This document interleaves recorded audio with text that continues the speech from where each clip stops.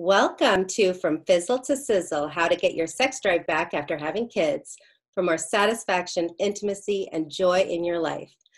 I am your host, Brittany Jones, and today I have two very special guests with me. I have Linda Bloom and Charlie Bloom.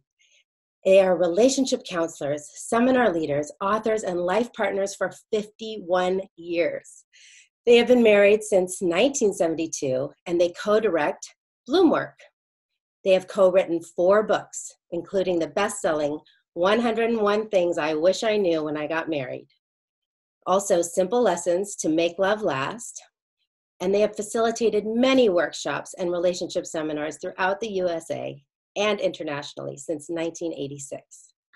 They have appeared on hundreds of radio and TV programs, and their work has been endorsed by Jerry Jampolsky, Harville Hendricks, Marianne Williamson, and many others. I am just so grateful that you two have joined me today.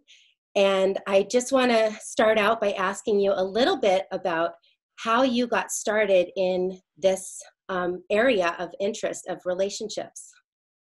Well, we moved from the East Coast to the West Coast, and Charlie took a corporate job. And I had no idea how demanding this job was going to be for him and how much it was going to change our life as a family, because we had 3 little kids at the time. I got jettisoned into being like a 50s wife, staying home with kids. And we had made an agreement that we were going to bring up the kids together and we were going to support each other's careers. And we had such clashes and arguments, and they went on, and some of them were really ugly. And when he finally did resign from that corporate job, we started our own business. And as I had mentioned to you before, I studied with a number of wonderful workshop leaders. Robert Bly once said, if you want to find your greatest gift to give your community, look to your wound. And how much we argued during that time, and how it stressed our marriage, and how we almost broke up our family, but we were able to pull it out of the fire. We delivered workshops based on the power of commitment, good communication, good negotiation skills, how to have a really fair fight, and how to really get your needs met, and how to be there for your partner, but not to sacrifice yourself. And so these were tools and these were skills that we saw so many people were really needing to thrive in their relationships. So that's how things got going for us.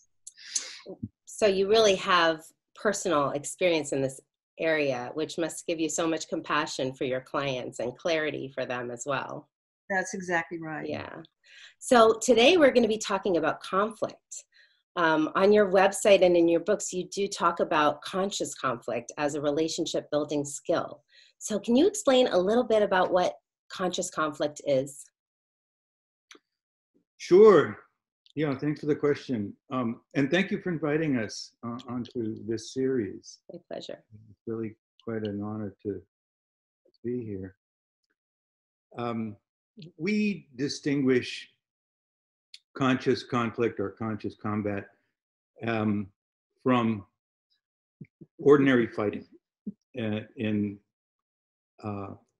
that when we get into fights, there's generally an intention on both parties, to win, to dominate, to protect themselves.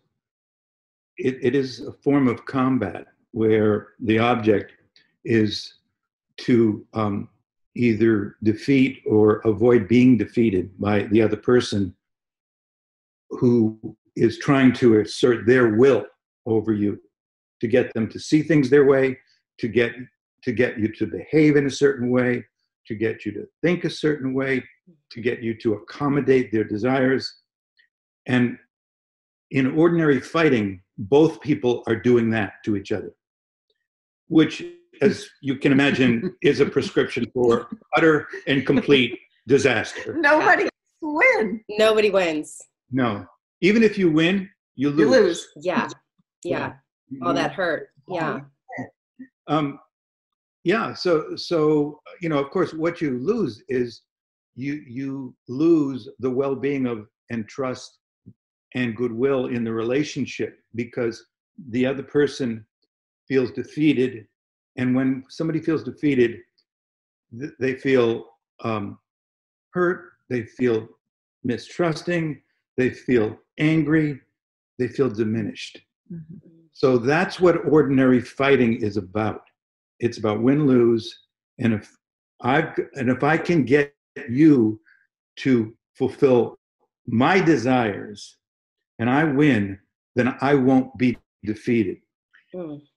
Conscious combat, on the other hand, is a process in which it starts out with a different intention, an intention that is grounded in what we refer to as enlightened self-interest.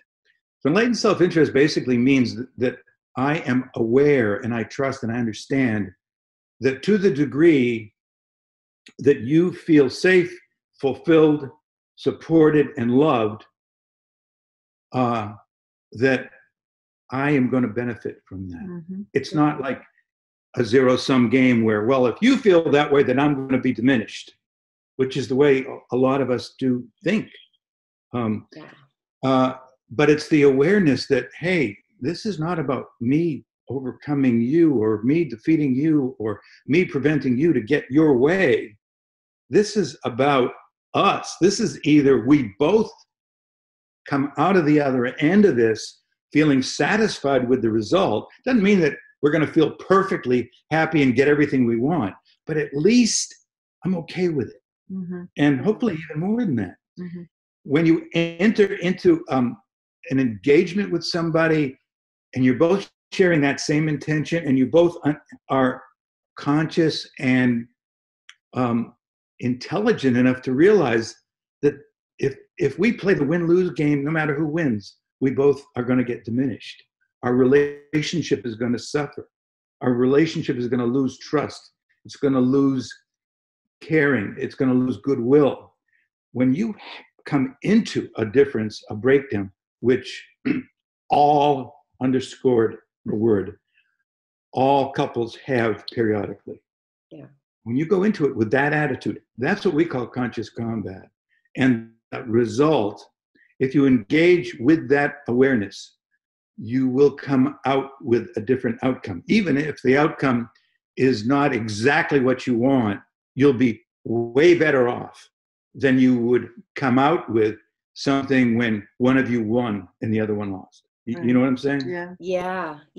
I mean, that's, it's a whole different perspective. And, Absolutely. That's why we're in relationships, right? To build each other up, not to tear each other down. We forget that sometimes, but that's, Yeah. It ties into a blog post that you have titled Me or We.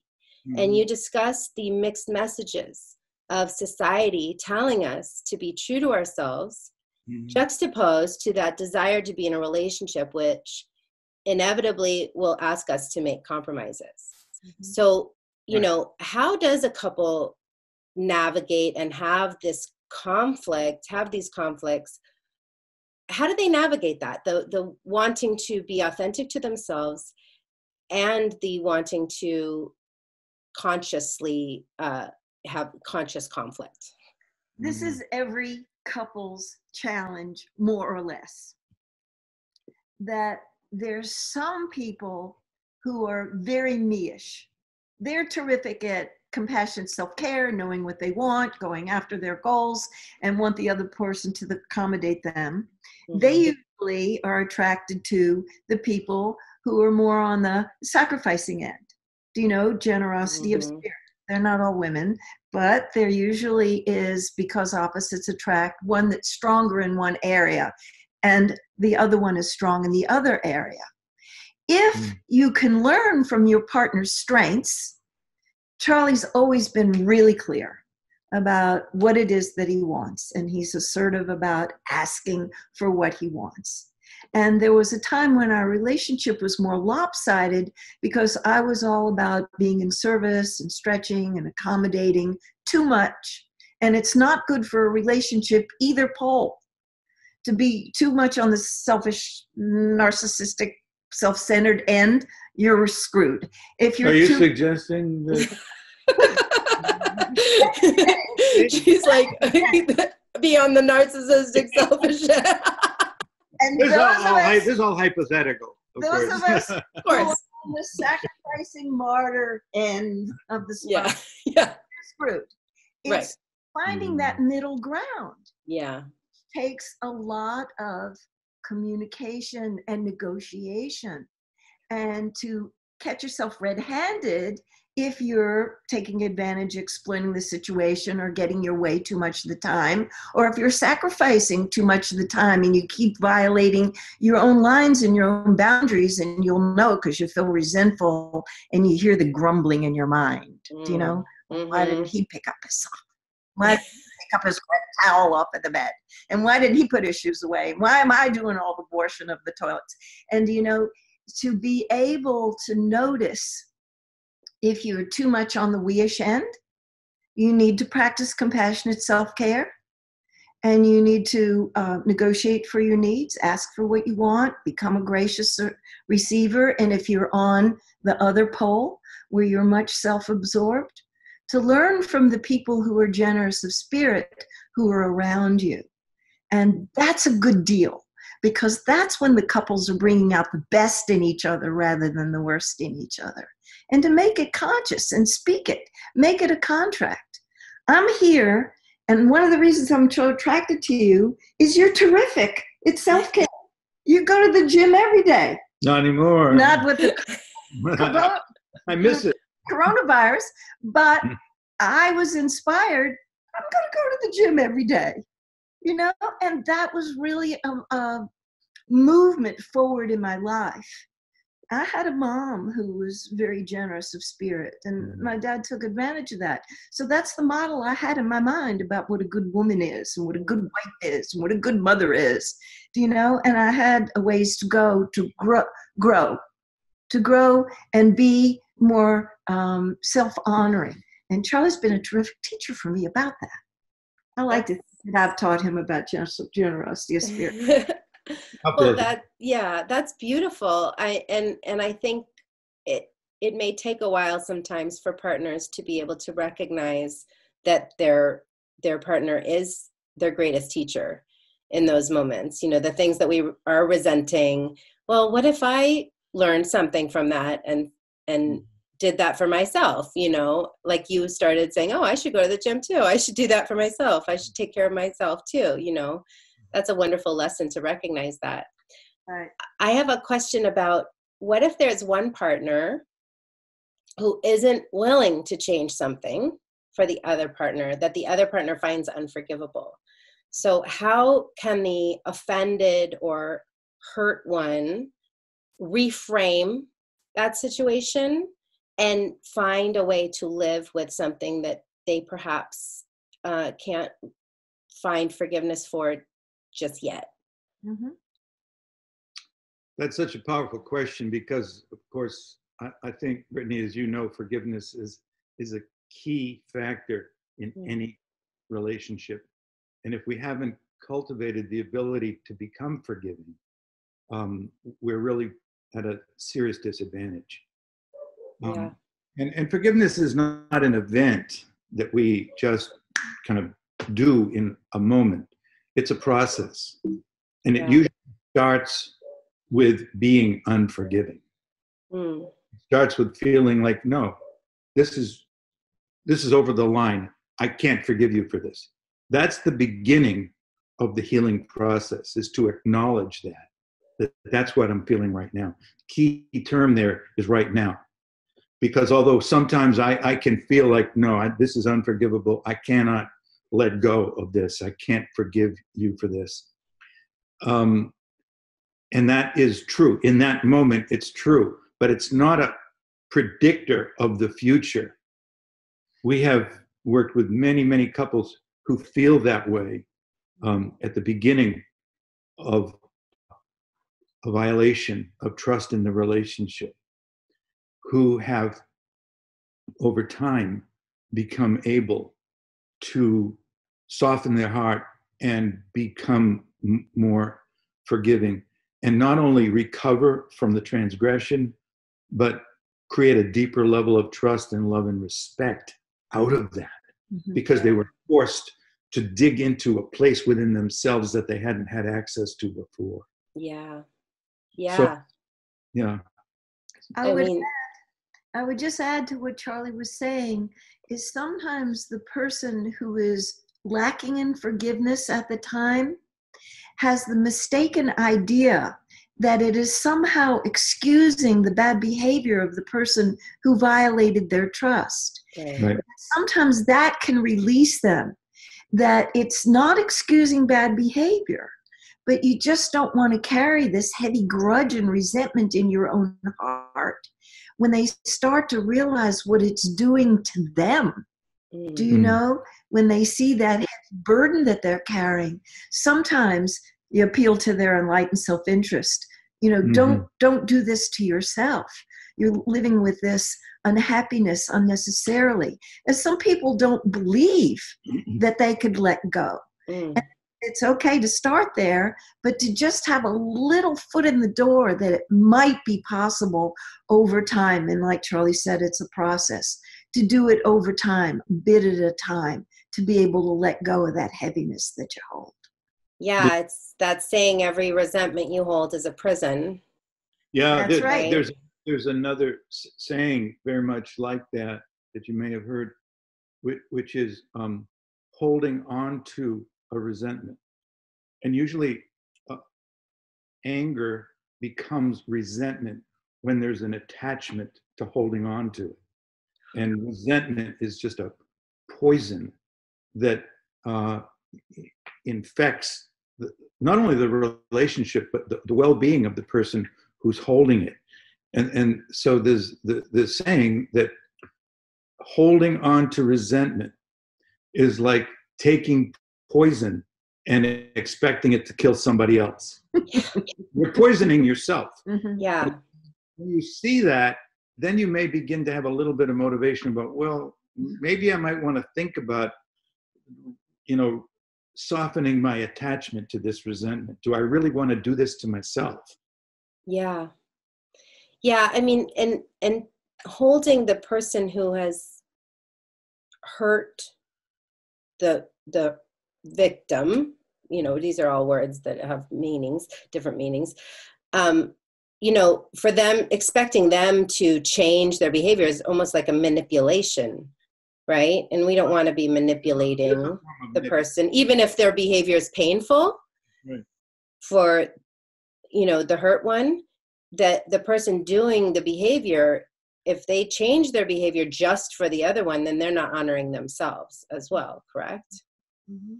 Yeah, well, if they don't see the connection between their happiness and their resentment towards that person, if they don't make that connection, connect those dots, then it's going to be a lot harder for them to let go of that, or to stop clinging to that resentment. Once you see that, once you see, hey, who is it that's really suffering here? I mean, yeah, maybe I'm punishing this person and trying to manipulate them by holding on to this anger. But I'm suffering at least as much, if not more, than they are from this. So when you see that, it's really hard to keep squeezing that hot coal. It's not going to become a diamond. No. No matter how hard you squeeze, you're just going to burn yourself. Yeah, yeah. So can learning to fight fair and forgiveness, and how does this increase, can it increase intimacy? And how can it increase intimacy to actually learn this technique of fighting fair and conscious conflict? Well, the differences that go over the line into conflict are sometimes our deepest life lessons there. And this is growth waiting to happen. If we can utilize the intensity of the emotions to calm ourselves down, breathe. Maybe we have to take a little break. We're very big on timeouts when you get overstimulated and you only have your reptilian brain working for you that only knows freeze and fight and flight. When you calm yourself down and you get your neocortex, you've got lots of options. And that creative part of the brain can start to ask questions like, why is it that I'm so upset here? Is this reminiscent of any old pain that I've had, maybe family of origin pain? I've had a hot button about being ignored. It's left over from childhood, not feeling that I was seen and heard and respected enough. And Charlie would hit that button. He was just doing his life a lot of the times. And he's so introverted, he would be behind a closed door in his office for hours at a time. And I would take it personally that I was being ignored and rejected. And we fought about that a lot until I could calm myself down and use my creative process of what is it that is so painful for me here in this particular dynamic. Then instead of making him bad and wrong, because back in the old day, I'd say, what did you even get married for? Why don't you become a monk? Why don't you just live in a monastery? You don't seem like you really want to connect. Yeah, that was very helpful for the relationship, as you can imagine, all that judgment and blame. Yeah. That when I could tell him, I'm hurting, if you're holed up in your office for hours a day and we don't connect, or if you're on the road working, day after day and you don't even call home, this hits me in such a tender, sore place. Old suffering. You touch that. And that touched his heart. When I wasn't blaming him, when I was saying, my darling, I'm suffering, he could be more attentive to me. He could come open-hearted to me. He could remind himself how much connection I need to thrive. On the other hand, he's so introverted that he needs a lot of solitude time. And I sometimes was violating his boundaries and going to him with too many of my needs and too many of my issues. And when he would say, honey, it's not anything to do with you. It is not a personal rejection of you. I just need a lot of meditative time and solitude to thrive in my life. I vowed to become the guardian of his solitude. And I'm always encouraging him to go off on meditation retreats, more frequently than he even really goes. And so when you can drop down more deeply underneath the irritation and the resentment and the anger and rage, oh man, is there a gold mine there about discovering each other and relating in a very intimate way, which is good for the harmony in the house in general, and it's good to perk up the sexual relationship. We'll get that glowing. Yeah. And, what I'm hearing also is that when your partner is telling you, this is what I need, it's not you, it's me, you have to trust that, and then when you're speaking to your partner, to be very sure that the words that you're using are true, and so that they can trust what you're saying, right? Exactly. That you need to get in touch with your deep experience, the truth of your own experience, and become masterful in the way you communicate, that it is coming from your experience, coming from your heart, coming from your fears, your vulnerabilities, from your pain, from your sadness, from your loneliness. These are tender feelings that are hard to expose, and people are reluctant to do that. So they talk out of their opinions, which are often critical, and that can lead to more fighting. So we're always inviting the people that we work with when we teach workshops, when we write our books, when we do our individual and couples counseling, dive down underneath the irritability, touch those vulnerable feelings, that vulnerable truth, and invite your partner to join you there. Create a context and an environment that's safe enough for both of you to be able to speak from your vulnerable heart. That's you've shown just in this conversation, such beautiful vulnerability. Both of you are a shining example of really being expressive of your truths. That's beautiful. And I appreciate that so much. I had another question. You're welcome. About, you said something about the distinction between differences and conflict. And a few minutes ago, you said when differences become conflict, when they can evolve into conflict, the differences. How do you make that distinction between differences and conflict? Probably one of the most important points that we make, and we make that in all of our books, how to prevent differences from turning into conflict. The difference is pretty simple. When we experience differences, and differences are simply different perspectives, different points of view in terms of how we see things. Differences are inevitable. They will show in relationships, largely because differences are what makes the other person attractive to us. Most of us find that we don't attract people into our lives who are identical to us in terms of our perspectives, our beliefs, our points of view, our orientations. There's a reason for that. And that's because within all of us, there are the seeds of growth that we want to, on some level, we know that our view is our view. It's not always, rarely is it an accurate representation of the world, but it's filtered. Our perspective is filtered through our experiences and our beliefs that we have cultivated, in our life. And that on some level, we're aware that I'm not always right about everything, even though I'm certain that I am.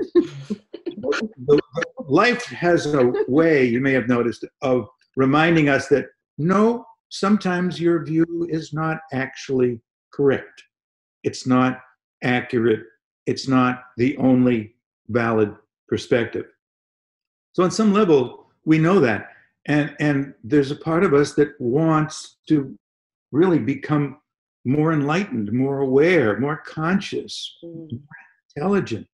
And so we draw people into us who present different perspectives. There's going to be differences. It's built into the program. We can't help it. Differences become conflict when one or both people get committed to making an effort to convert the other person to their perspective. That's when it becomes conflict. Yeah. When we're trying simultaneously to get each other to change their perspective. And that will continue until one or both of us either dies or else realizes that, wait a minute, I'm doing the very thing that I'm trying to get this person to stop doing. Yeah. I am using coercion and manipulation and intimidation or whatever strategy I'm using to get them to see things my way, to do things my way, to behave the way I want them to. When we get that, it's like the thing about enlightened self-interest. When you get what your strategy is producing and you really take some responsibility for your part in this breakdown, you can't keep doing it. So one of the phrases that we use when we teach is making room for it all. Having a spacious relationship that can handle two unique individuals with different histories, different orientations, different ways of being in the world, and commit yourself to making a spacious relationship that can make room for it all. And that's healthy individuation. Two unique people there. Doesn't have to aggravate each other. Yeah. One day I had a realization that when a person is manipulating another person to behave a certain way, you can't even trust their behavior because you know that you manipulated it out of them. And then you're never satisfied, right? Because you say, well, I don't trust because I know that I played a game to try to get that reaction. And then you never know if they're if their interaction is authentic or not. I think that if I keep getting enough of this, then eventually I'm going to feel differently. But that's saying you can never get enough of what you really don't need. And what you don't need is that result. Right. And it comes out of fear. Yeah.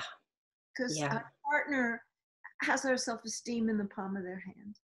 You know, it's not like our normal garden variety relationships. There's so much at stake here, and the expectations are so high.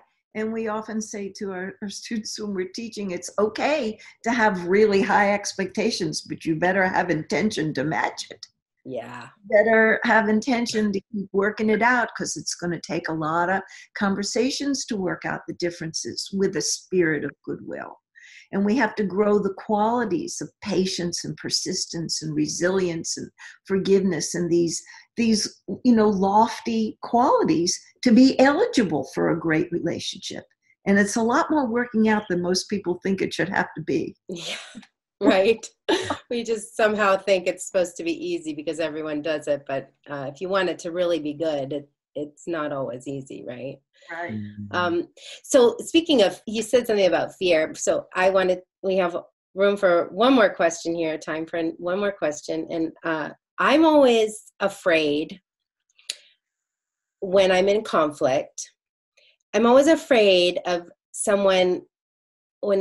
of leaving a situation, like going to bed angry or getting in the car when you've been in the middle of an argument. I'm afraid someone's going to die in the car accident or during the night. I don't know what's going to happen so is it okay to go to bed angry? Is it okay to leave the situation?